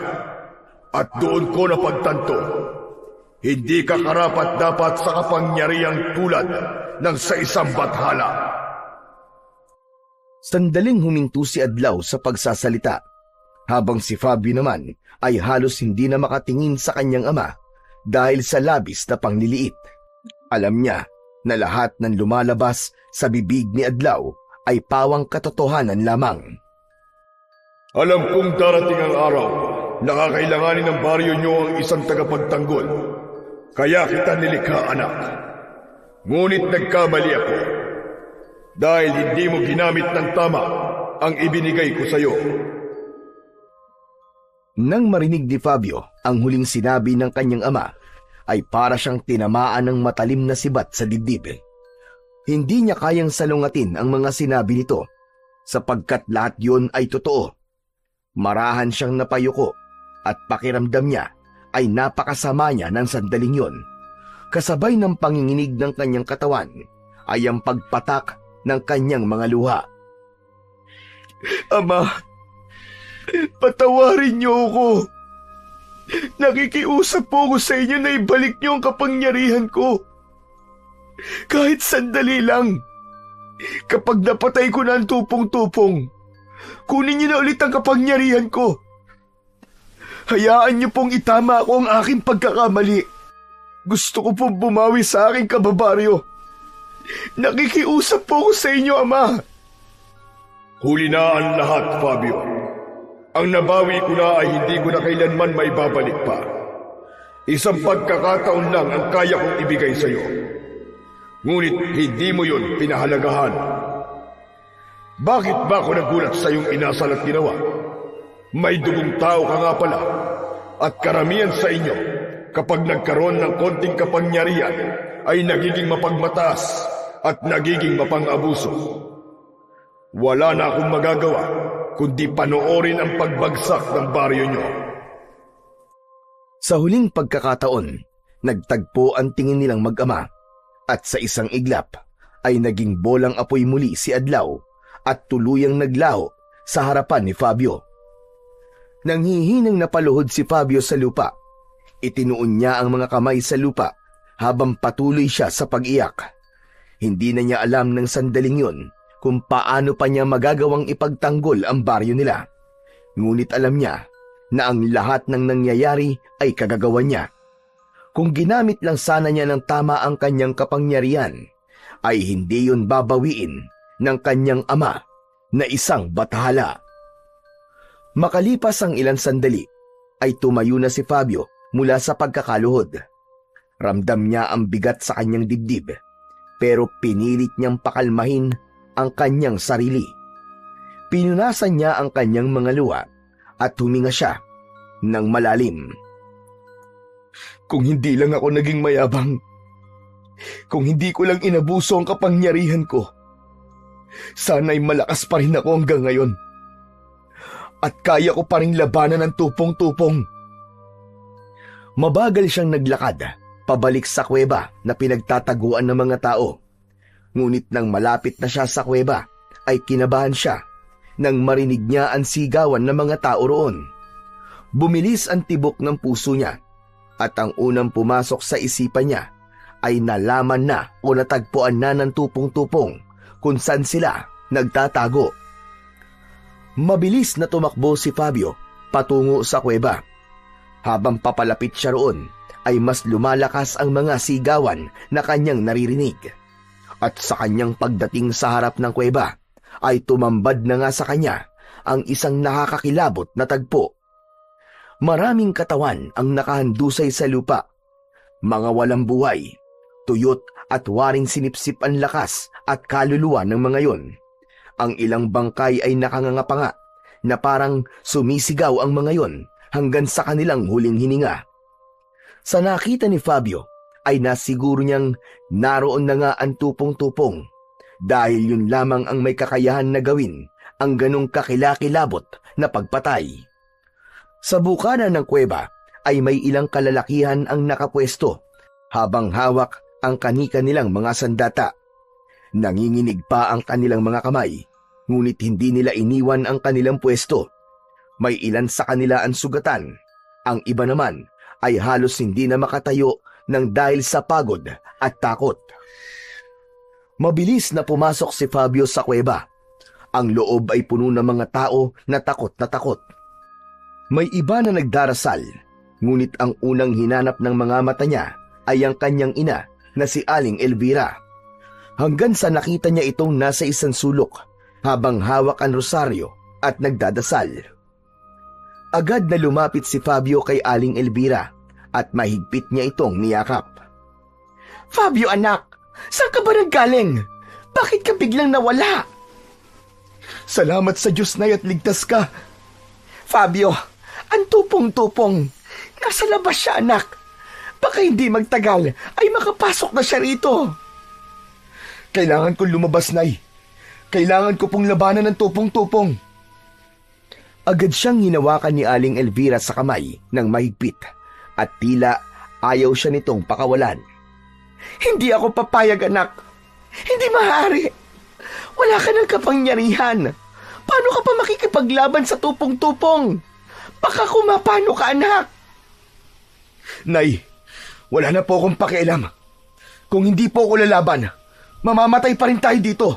Ano gusto mong gawin ko, Nay? Magtago na lang ako dito habang pinapatay niya ang mga tao sa labas. Mas mabuti pang mamatay akong lumalaban kaysa nagtatago. Lumakas palalo ang sigawan mula sa labas. Napalingon si Fabio sa bungad ng kuweba. Nay, kailangan ko nang lumabas. Hindi Fabio, dito ka lang. Makinig ka sa akin anak. Mabilis na kinuha ni Fabio ang itak na palagi nilang dala sa kuweba. Tumayo na siya at tumakbo palabas ng kuweba. Narinig pa niya ang pagsigaw ni Aling Elvira para pigilan siya, pero hindi niya na yun pinakinggan. Ang tanging nasa isip niya lang ng mga sandaling yun ay patunayan na kahit wala siyang kapangyarihan, ay kayang-kaya niya pa rin lumaban. Sa paglabas ni Fabio sa kuweba, ay nakita niya kagad ang tupong-tupong na hawak sa muka ang isang babae. Nanginginig ang katawan ng babae habang hinihigop ng halimaw ang lakas nito. Hindi na nagdalawang isip pa si Fabio at mabilis siyang tumakbo patungo sa tupong-tupong. Pero bago pa siya makalapit dito, ay bigla itong lumingon sa kanya. Itinapon ng tupong-tupong ang babae na parang basurang wala ng silbi. Matapos yun, ay mabilis na sumugod ang tupong-tupong papunta kay Fabio. Napaatras si Fabio nang makita niyang humaba ang braso nito. Mabilis siyang pumulupot sa kanyang katawan na parang isang dambuhalang ahas. Napasinghap si Fabio nang unti-unting humigpit ang pagkakasakal ng braso ng tupong-tupong sa kanyang katawan. Halos hindi na siya makahinga ng sandaling yon. Nang makalapit ng tuluyan ang tupong-tupong, ay lumaki ang bibig nito. Nakita ni Fabio ang matutulis ng mga ngipin na handa na siyang lamunin. Ang baho ng hininga mo! At bago pa siya tuluyang malamon ng tupong-tupong, ay buong lakas niyang itinarak ang itak sa loob ng bibig nito. Isang nakabibing sigaw mula sa halimaw ang pumuno sa paligid. Pinakawalan siya nito at bigla itong lumayo sa kanya. Natumba si Fabio sa lupa at agad niyang hinanap ang kanyang kalaban, pero hindi niya yon nakita. Tumayo si Fabio upang lumingalinga sa paligid. Ramdam niya na naroon pa rin ang tupong-tupong. Hayop ka! Magpakita ka sa akin! At huwag kang parang duwag na nagtatago! Lumabas ka! Harapin mo ako! Laking gulat ni Fabio nang biglang lumitaw sa likod niya ang tupong-tupong. Mabilis siya nitong kinagat sa kanyang balikat gamit ang matutulis nitong mga pangil. Pakiramdam niya ay biniyak ang kanyang buto sa tindi ng sakit na lumukob sa kanya. Ngunit hindi siya nagpatalo sa sakit at buong lakas niyang inundayan ng saksak ang tagiliran ng halimaw. Pinakawalan si Fabio ng tupong-tupong at napaatras ito. Muling humaba ang mga braso nito at pumulupot yon sa kanyang katawan. Pilit siyang nagpupumiglas, pero dahil sa wala na ang dati niyang lakas, ay hindi siya nagtagumpay na makawala. Lumapit ang halimaw kay Fabio at tinignan siya nito na parabang isa siyang napakasarap na pagkain. Sa kabila ng sakit at hirap, ay narinig ni Fabio ang malakas na sigaw ng kanyang ina. Fabio, anak! Tama na yan! Huwag ka nang lumaban! Nakita ni Fabio ang nanay niya sa bungad ng kuweba na umiiyak. Nagpupumiglas ito mula sa pagkakahawak ng mga kalalakihang pinipigilan itong lumapit sa kanya. Sa isang iglap at ibinato si Fabio ng tupong-tupong gamit ang mahaba nitong braso na nakapalupot sa kanya. Sumubsob siya pasadsad sa lupa. Duguan na siya at ramdam na niya ang labis na panghihina ng kanyang katawan. Mabagal na lumapit ang tupong-tupong na aswang kay Fabio. Humaba ang isa nitong braso at patungo yun sa kanyang muka. Alam ni Fabio na sa sandaling yon ay hihigupin na nito ang kanyang lakas. Napapikit siya at tinanggap na niya na yun na ang kanyang katapusan. Ngunit bago pa man lumapat ang palad ng halimaw sa mukha ni Fabio, ay isang malakas na pagyanig ng lupa ang nangyari. Isang malakas na lindol ang naganap ng gabing yon. Nagkagulo ang mga tao at tumakbo ang mga yon pabalik sa loob ng kuweba. Kasunod nun ay isang napakalakas na pagsabog ang umalingaw-ngaw. Nanlaki ang mga mata ni Fabio nang makita niyang pumutok ang bulkan. Nagbugayon ng maitim na usok. Ngunit sa gitna ng pagsabog ng bulkan ay may nakita si Fabio na iniluwa ng bulkan. Isa yung kumikinang na bagay na hindi niya alam kung ano. Lumipad ang bagay na yon papunta sa kanya hanggang sa lumapag ang kumikinang na bagay sa kanyang palad. Isa yung pulang bato na tila nagliliyab. Nang ikulong ni Fabio ang bato sa kanyang palad ay naramdaman niya ang mabilis na pagbalik ng kanyang lakas. Naramdaman niya ang enerhiya na parang apoy na dumaloy sa kanyang mga ugat. Nawala ang kanyang panghihina. Ramdam na ramdam niya na mas malakas siya kesa sa dati. Nagtataka man ay hindi mo na inisip ni Fabio kung ano ang batong hawak niya. Tumayo siya at isinilid ang bato sa bulsa ng kanyang pantalon. Tumakbo siya sa isang puno upang subukan kung totoo ngang bumalik na ang kanyang lakas. Niyakap niya ang katawan ng puno at buong puwersang binunot yun. Gamit ang puno ay hinataw niya ang tupong-tupong at tumilapon yun sa malayo. Malakas na tumama ang likod ng halimaw sa isang malaking bato. Hindi pa siya tapos. Mabilis na sumugod si Fabio sa tupong-tupong at buong lakas niya tong pinagsusuntok ng paulit-ulit. Wala na siyang pakialam kung saan tumatama ang suntok niya dahil ang tanging nasa isip niya lang na mga sandaling yon ay ang mapatay na ang kanyang kalaban. Ngunit muling humaba ang braso ng tupong-tupong at pumulupot yon sa katawan ni Fabio. Mabilis na bumangon ang halimaw at sa bilis ng pangyayari ay hindi na naiwasan ni Fabio ang paglapat ng palad ng tupong-tupong sa kanyang muka. Agad niyang naramdaman ang matinding puwersa na hinihigop ang kanyang lakas. Pero sa halip na matakot ay isang nakakalokong ngisi pa ang sumilay sa kanyang labi. Anak ka ng teteng! Sige, magpakasawa ka sa lakas ko, hayop ka! Malakas na sumigaw si Fabio upang mas marami pang mahigop na lakas ang tupong-tupong mula sa kanya. Hinigop ng tupong-tupong ang enerhiyang bumabalot kay Fabio. Ngunit dahil sa tindi ng lakas ni Fabio, ay hindi yun kinaya ng tupong-tupong. Para itong isang lobo na napuno ng tubig na sumabog ang katawan nito. Nagkalasog-lasog ang katawan ng aswang at kumalat pa yon kung saan-saan. Nakangiting tumayo si Fabio at tinignan niya ang nagkalat na mga piraso ng katawan ng tupong-tupong. Nakalimutan mo yata na lahat ng sobra ay nakakasama. Ngunit nagulat si Fabio nang muling yumanig ang lupa. Narinig niya ang malalakas na sigaw mula sa loob ng kuweba. Hindi nagtagal ay nagsimulang magtakbuhan ng mga tao palabas ng kuweba. Si nanay! Nasa loob pa siya ng kuweba! Mabilis na sumugod si Fabio papasok sa kuweba. Sa bawat takbang niya ay ramdam niya ang paggalaw ng lupa. Nagbabagsakan na ang mga bato mula sa itaas ng kuweba. Lumabas na kayo! Gumuguho ang kuweba! Bilisan nyo! Labas! Luminga-linga si Fabio hanggang sa nakita niya si Aling Elvira na nakaupo sa isang sulok. Lumapit siya rito at hinawakan niya ito sa magkabilaang balikat. Nay!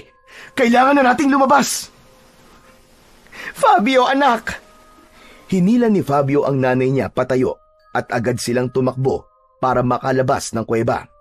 Pero bago pa sila makalabas, ay nagkaroon ng mas malakas na pagyanig ng lupa. Napatingin siya sa itaas at napansin niya ang isang napakalaking bahagi ng kuweba ang malapit ng malaglag. Alam ni Fabio na kapag bumagsak yon ay hindi lang sila ng ina niya ang madadaganan, kundi pati na rin ang ibang tao na nasa loob pa rin ng kuweba. Inabot ni Fabio ang kamay ng nanay niya sa ilang kalalakihan na naroroon at sinabi niya sa mga ito na ilabas ng mga ito ang kanyang ina. Mabilis na tumapat si Fabio sa malaking tipak ng kisame ng kuweba na babagsak na at nangyari na nga ang kanyang inaasahan. Bumagsak na ang malaking tipak na bahagi ng kuweba pero sa huling segundo ay itinaas niya ang kanyang mga kamay at sinalo niya yon. Muli niyang naramdaman ang matinding puwersang dumaloy sa kanyang katawan mula sa pulang bato na nasa kanyang bulsa. Pero sa kabila ng lakas niya, ay ramdam na ramdam pa rin niya ang bigat ng bato na kanyang pasan. Lumabas na kayo! Bilisan niyo na! Agad na tumakbo palabas ng kuweba ang mga taong nasa likuran ni Fabio. Nakita niya si Aling Elvira na hinihila ng mga lalaki palabas. Umiiyak yung nakatingin sa kanya. Fabio, anak! Bitiwan niyo ako! Kailangan kong balikan ang anak ko! Isang ngiti na puno ng pagmamahal ang isinagot ni Fabio sa kanyang ina habang nanginginig ang mga braso niya sa bigat ng batong pasan niya. Hindi nagtagal ay tuluyan ang nakalabas ang kanyang ina kasama ang iba pang mga tao at tanging si Fabio na lang ang naiwang mag-isa sa loob ng kuweba. Isa pang malakas na pagyanig ng lupa ang nangyari at tuluyan na ngang bumagsak ang malalaking bato kay Fabio. Sa isang kisap mata ay tuluyang gumuho ang kuweba at natabunan ng malalaking bato si Fabio. 2 araw na ang lumipas mula nang gumuho ang kuweba at matabunan si Fabio. Sa laki ng mga batong tumabon kay Fabio ay wala nang nangahas na hanapin pa ang katawan niya. Sa halip ay nagtayo na lang ang mga tao ng isang munting altar sa gumuhong kuweba kung saan sila nag-aalay ng dasal, kandila at bulaklak bilang paggunita sa kabayanihan na ginawa ni Fabio. Ngunit sa lahat ay si Aling Elvira ang pinakanawasak ang puso. Halos hindi ito umalis sa harap ng altar. Ang mga mata nito ay namamagana sa walang tigil na pag-iyak. Paulit-ulit nitong tinatawag ang pangalan ni Fabio at patuloy itong umaasa na sa kabila ng nangyari ay buhay pa rin ang kanyang pinakamamahal na anak. Isang gabi, habang walang tao sa gumuhong kuweba, ay isang nakasisilaw na puting liwanag ang naglagos sa mga magkakapatong na bato na tumabon kay Fabio. Mula roon ay isang kamay ang lumitaw na hawak ang pulang bato. Mula sa mabibigat na bato ay umahon si Fabio. Habol niya ang kanyang paghinga at hindi siya makapaniwala na buhay pa rin siya. Tumayo si Fabio sa ibabaw ng gumuhong kuweba at lumitaw ang malaking bolang apoy sa harapan niya. Mula roon ay lumitaw si Adlaw na may ngiti sa labi. Ama! Binabati kita, Fabio, dahil napatunayan mo na kaya mo pang magbago. Pinili mong ipaglaban ang inyong baryo kahit wala kang kapangyarihan at kahit kapalit nun ay ang iyong sariling buhay. Dahil sa iyong tapang at kabayanihan ay nagdesisyon akong ibalik na ang kapangyarihan mo. Ang hawak mong bato ay ang mutya ng bulkan. Simula ngayon ay diyan na magmumula ang iyong lakas. Isa yan sa pinakamakapangyarihang yaman ng kalikasan. Simula sa gabing ito, ikaw na ang magiging tagapangalaga ng mutya ng bulkan. Ama, hindi ko po alam kung paano po kayo pasasalamatan. Marami ako nagawang pagkakamali at labis ako nabulag ng kapangyarihan at naging mapagmataas ako. Pero hindi ko na po hahayaang maulit yon. Nangangako po ako sa inyo, Ama, na gagamitin ko po ang kapangyarihang ito para sa kabutihan. Ipaglalaban ko po ang aming baryo laban sa lahat ng uri ng kasamaan. Tahimik siyang tinignan ni Adlaw. Maya-maya ay ipinatong nito ang isa nitong kamay sa balikat ni Fabio. O aking anak, ipinagmamalaki kita. Matapos yun, ay mahigpit na niyakap ni Adlaw si Fabio. Sa unang pagkakataon, ay naramdaman ni Fabio ang tunay na init ng yakap ng isang ama. Tumulo ang luha niya, ngunit yun ay luha ng labis na kaligayahan. Bumalik ka na sa inyong baryo, Fabio. Huwag mong kalilimutan ang mga aral na iyong natutunan. Ang kayabangan at pagiging mapagmataas ay walang maidudulot na mabuti. Opo, Ama. Gagawin ko po ang lahat ng yon. Hindi ko na po hahayaan na muli akong lamunin ng aking kapangyarihan. Nangangako po ko sa inyo, Ama. Kumalas na si Adlaw sa pagkakayakap kay Fabio. Matapos niyang magpaalam sa kanyang ama, ay tumalikod na siya at nagsimulang maglakad pauwi sa bahay nila. Hindi na siya makapaghintay na muling mayakap ang kanyang ina at malaman nito na siya ay buhay pa. Sa puso ni Fabio ay bumuo siya ng isang pangako na mula sa gabing yon ay gagamitin niya sa tama ang kanyang kapangyarihan na ibinigay sa kanya ng kanyang ama na isang batala. Sa pagbabalik ni Fabio, nagulat lahat sa kanya dahil hindi inaasahan ng mga ito na siya ay buhay pa matapos matabunan ng gumuhong naglalaki ang mga bato. Sa di kalayuan naman ay nakita siya na kanyang ina na si Aling Elvira at walang pagdadalawang isip na tumakbo ito pasalubong sa kanya. Parang bumagal ang oras ng tagpong yun hanggang sa naramdaman ni Fabio ang mahigpit na yakap ng kanyang ina. Nagpasalamat ito sa Diyos dahil ligtas at buhay ang kanyang anak. Sa isip din ito ay lihim itong nagpasalamat sa ama ni Fabio na isang bathala dahil alam nito na hindi pinabayaan ni Adlaw ang kanyang anak na mapahamak. Nagdiwang ang mga tao at binigyan ng pagkilala si Fabio sa kanyang kabayanihan. Si Fabio naman ay humingi ng tawad sa mga tao, lalong-lalo na kay Mang Temyong at kay Kapitan Manuel dahil sa mga nagawa niyang labis na kahambugan at pagiging makasarili. Nangako rin siya sa mga ito na ipagtatanggol niya ang buong baryo sa abot ng kanyang makakaya at gagamitin niya lamang sa tama ang pagiging anak niya ng bathala na walang hinihingi na kabayaran.